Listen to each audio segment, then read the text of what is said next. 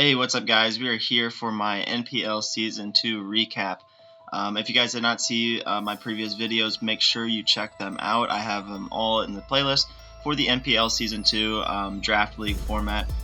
It was a lot of fun, honestly. I'm just going to make this recap video kind of short. I just let you know what I thought of my first year in the league and how we did. So if you don't know how we did, now is the time to click out of this video and check out the other ones because you'll be spoiled right now. So the Borussia Darkrai are your Season 2 champions of the NPL. Kind of unexpectedly, honestly. I didn't really expect to win it the first year. My goal is definitely to make playoffs. I think I mentioned that in my draft recap, but yeah, it's actually amazing winning the entire season on your first year. As a bit of a bonus, instead of 400 draft points, I get 420 for my next draft, and it's going to be really fun to try out these Gen 7 mons that are joining the format and seeing what tier they get in and which one is banned and which one isn't. Also, there's Z moves. I don't know what they're going to do about the Z moves. That could be a big change in the Draft League format as well. If they ban them, I'm totally fine with that, but if not, I guess I can play around it too. It's just going to be something new. Just like Mega Evolution, so I mean it's just going to be a little bit different, so always going to have to adapt to the newest generation, I guess. So looking at the season in a whole, we did pretty good. 9-3 is definitely nothing to like to be looked at as bad. We had a plus 18 differential, which is fantastic, and we got second place in the division, and we had the toughest division in the NPL, and Eric actually won it, the coach of the Reno Reggies. So definitely a deserved opponent to win the league. I believe he went 10-2 on the regular season. Don't quote me on that. I know he's better than me in either his record or his differential. So he won the playoffs. I mean the differential for the division, but we played him in the first round of playoffs anyway. So. And ended up beating him, and then we beat Aki, and then we beat Adam the Bee's Knees in the finals. So it was a great season overall. A lot of the things that I brought are definitely something new to me. The only Pokemon that I've used before this was Latios in League. Well, I guess Mega Scizor too, but I ended up dropping him after 1 week because I didn't want to use Mega Scizor for an entire season again. I wanted to try some new things, and I'm really happy I did. I picked up Mega Pinsir after week 1.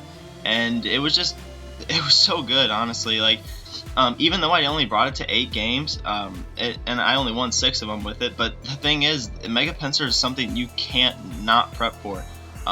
Mega Pinsir is something that your opponent is going to be scared of no matter what. He has to prepare for it.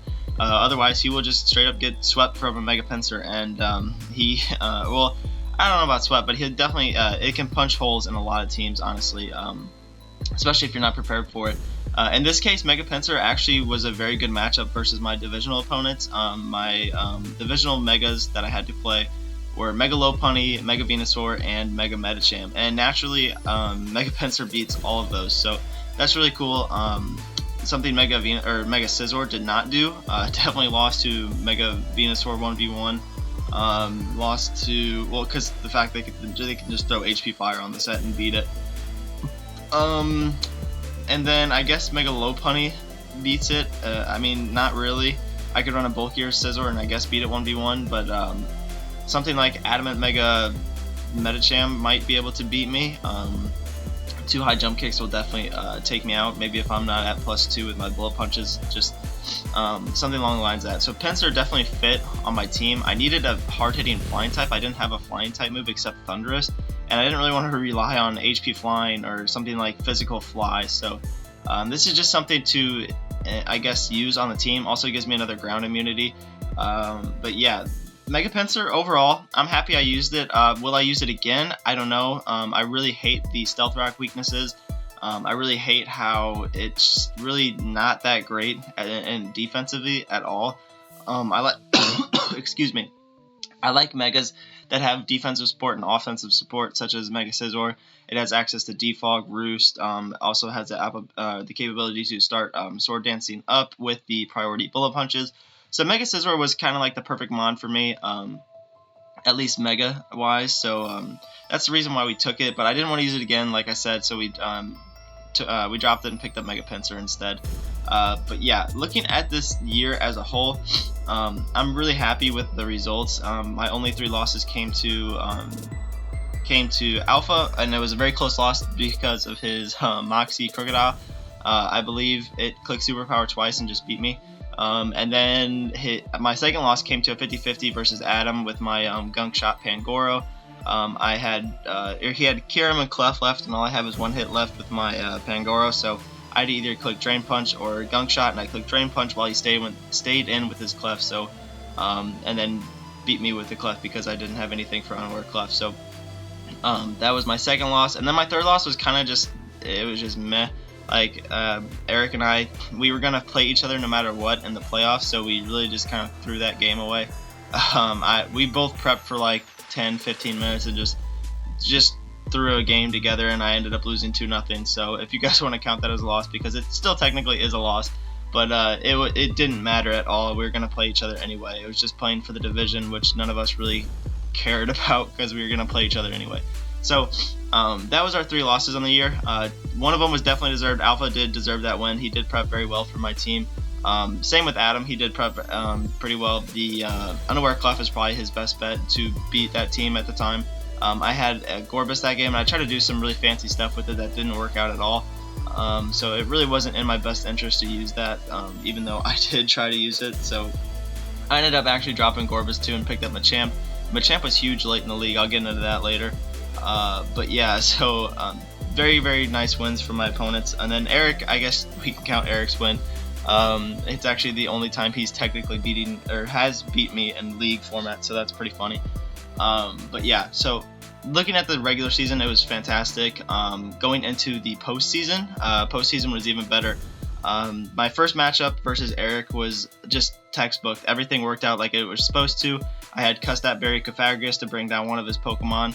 Like his Togekiss, he just kept whittling me down, and then he was like, okay, well, I'll just kill this thing, but he put me in Custap range. My Custap Berry activated, clicked Destiny Bond, and knocked out his Togekiss after he air slashed me to death. So the Suicide Kofag did work, and I think Kofag might have appeal for MVP for the postseason, even though it didn't bring it to the finals. It put in work this postseason, even though it didn't really put in too much work in the regular season. But yeah, Kofagrigus was really nice in that match, knocked out his Togekiss. Another thing that was pretty cool is Spadef, Rest Talk, Pangoro. So it kind of walled his Mega Venusaur, making him kind of question about what he wants to do with it. That set worked. I actually brought Physical Latios to that game too. I brought a lot of crazy sets that game. I didn't get to use the Physical Latios set with Dragon Dance, but that's okay.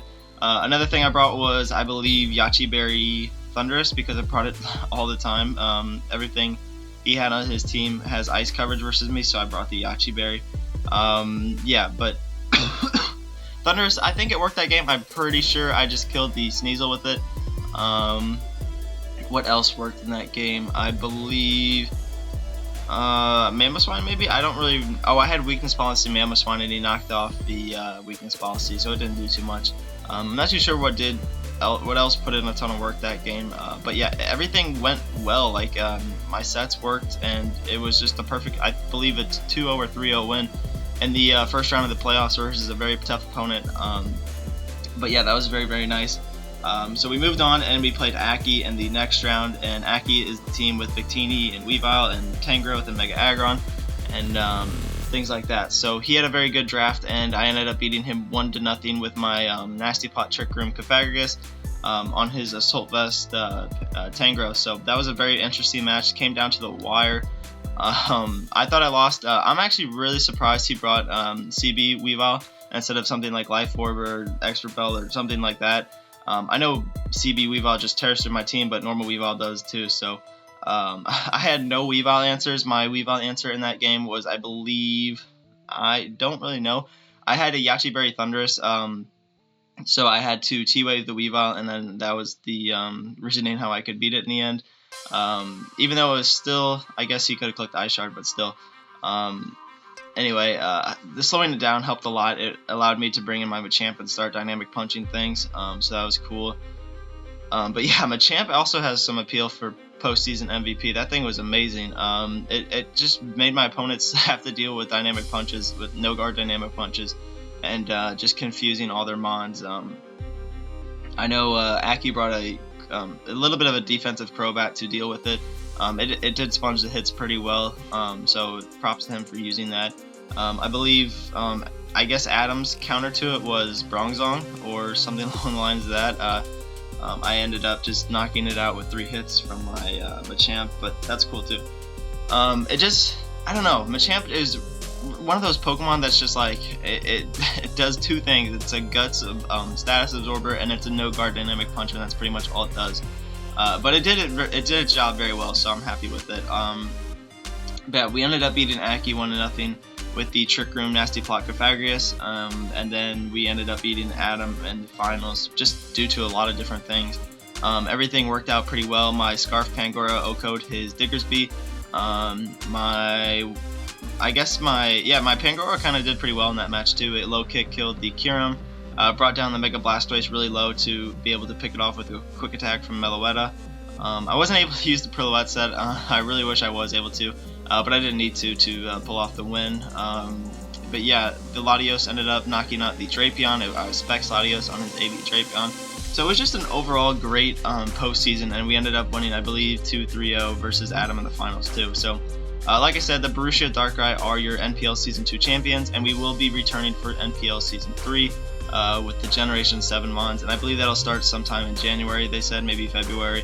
I can't remember, but yeah, so going over the Pokemon that I have this year, I want to go over how they did and what I think of them and so on and so forth. So, like I already said, Mega Pinsir, I don't know if I would ever use it again, just because of the fact that I like to change things up with my Mega Evolution.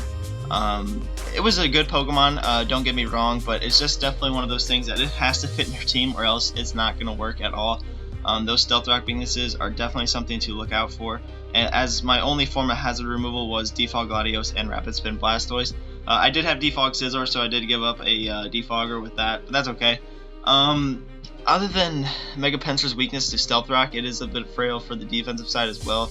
I didn't really have too much for a hard-hitting fire type.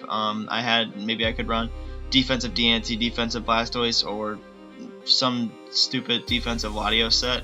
But other than that, I didn't really have too much for it. At one of the games, I ran Thick Fats Mamoswine to be able to eat a hit from CB Entei. So, yeah, that just tells you my lack of fire resistance.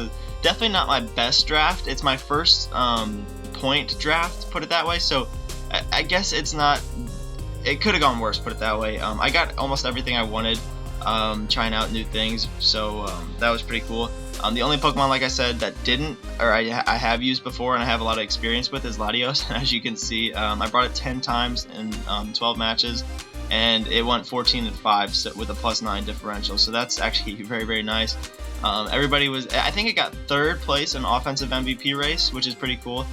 Something you don't really see Latios in too much, because of the fact that it's kind of just, some people decide to use it as more of a support role. But I believe it does both very, very well. The drop in Dracos definitely helped in this league. It knocked out plenty of Pokemon. It was the leading kill. It was the leading killer on our team, which is really, really cool. While still providing that defog support that I needed to sometimes. So that's fantastic. I'm in love with Latios. The thing is amazing. I would definitely draft it again if I get the chance. I don't know if I would use my first round pick on it. I definitely want to try out some newer mons, so we'll see about that. As far as Thundurus goes, I love using Thundurus, but it did give a bit of a nerf in the Generation 7. That Prankster T-Wave, Prankster just in general is just such a nice ability, and then I have the ability to go physical with Defiant and its moveset, so Thundurus is a really cool mon. I would definitely draft it again. 8-8 isn't too great in the regular season, but it definitely did a job. Prankster T-waving things. I believe I brought the Defiant set once, even though he didn't defog on me, so I didn't get my boosts. But it was really cool to use, honestly. It's kind of a makeshift, I guess, flying type. It's more of an electric type than anything. But then again, I can always try out things like Zapdos or just any other electric flying type. I did like Thundurus, but like I said, I I wouldn't be opposed to trying something new, but I would definitely use it again if I get the chance. The Mamoswine, I love using Mamoswine. I would definitely use the thing again. Even though it only went 6 and 4, it's a very good stealth tracker, and it also is a very good priority ice type user. I love using that priority ice shard. Adamant sets hit extremely hard with the Icicle Crash and Earthquake. There's not really too many switch-ins for Mamoswine, due to the fact that all the flying types get bopped by ice types, and all these steel types get bopped by Earthquake. So it's a really, really cool Pokemon to use. Oblivious and Thick Fat is definitely something to take advantage of, because I didn't really use the Oblivious set too much, like the Lead Endeavor Ice Shard set, but that's okay. I don't really have to, I guess I'm not opposed to it, at least, to ever using it again, but I would definitely use Mamoswine. I'm still surprised we only got 6 kills with it. It really was just there as a fear factor too. It only went positive 2 overall. It's not a very bulky mon unless I have to make it one. But yeah, I love using Mamoswine. It's just one of those newer Pokemon that it was just fantastic to use. It was a solid ground type on our team to negate Volt Switch going around like crazy. The only other ground type I had was Steelix, and obviously Steelix isn't something I'm going to bring every game. So Mamoswine is really nice to bring to almost every single match, giving me that nice priority. And the biggest surprise on this team, I believe, is Meloetta. Guys, Meloetta got 11 kills and only 6 deaths this year. That is the last thing I really expected Meloetta to do. I knew I could do good with it. I like using Meloetta a lot. It gave us a normal type to be able to resist or be immune to those the ghost type moves. But yeah, Meloetta went 11 and 6, guys. I used a support role almost every single time. Something like Assault Vest or something like Sub Calm Mind, something along the lines of that. And it did fantastic. The thing, it was a sponge for special defensive, with special defense. I believe I was calculating some Specs Kyurem, not Kyurem Black, just normal Kyurem, attacks, and Draco was doing like 35%, 40% max, which is ridiculous from Assault Vest Meloetta. This thing is crazy bulky, and that wasn't even like fully specially defensive investment. That was just like max HP. But yeah, it's just insane how much this thing can sponge, and your opponents really don't realize it. The first time I brought Assault Vest, I guarantee you I caught my opponent off guard with the amount of hits this thing could take. I never really realized how bulky Meloetta was either. I was really happy to find that out later in the year, and we brought it to 9 times, even though we already had another Psychic type. So the dual Psychic definitely worked. Definitely something I would look into again. Meloetta is a great Pokemon to use in the League format. Also, I didn't even get to use the Pirouette set really. The Pirouette set is just as good as the normal set, because I get 128 base speed and I'm a normal fighting type with those hard-hitting returns in close combats, and it gets stuff like Quick Attack, Knock Off, Power Up Punch, I already said Knock Off. I believe it gets some elemental punches, so it's just so good to use, guys. Even gets Drain Punch too if I wanted to get some recovery back. But yeah, Meloetta, definitely really, really cool mon to use. I would definitely use the thing again. It came through big, honestly. 11 kills is crazy. Double digits with a Meloetta is definitely something to look into. And as for the Blastoise goes, I don't think I will ever use Blastoise ever again. I actually did not like this mon. It did not fit on my team, in my opinion. It did provide me with a water type user that could just spam Scald, but it's just so passive, and I did not like it at all. Now, Mega Blastoise is something I would look into, but I don't think I'll ever look at normal Blastoise again. For a tier 3 mon, it definitely did not do its role. I had Donphan in the league before this, and I thought Donphan was fantastic. I just do not like Blastoise. I thought Blastoise would be a good fit. It just wasn't, in my opinion. I just could not stand to use this thing. And as you can see, I guess I had 2 wins with it, but other than that, it was not very good. I just don't know what it is about it. It just didn't fit on my team. Maybe it's just too passive in general. I know you can run offensive Blastoise, but it just didn't fit on my team at all. It provided me with Rapid Spin support, and say I needed Rapid Spin per game, I guess I could bring it, but it's just not worth the tier 3 pick, in my opinion. I would have rather spent it on a tier 4 or tier 5 mon with Rapid Spin now that I look back at it. And it's just something that I won't probably draft again. I only brought it 3 times. I had it all throughout the season. It's just something I'm not looking into ever again, put it that way. And as for Gorbis goes, I dropped it after, I dropped it pretty late in the year. I picked up Machamp, but Gorbis didn't do anything for us. The Smash Pass was not effective this year. I thought I could make it pretty effective, kind of like MV in the GBA, but it's just, I don't know. I just had no experience with it.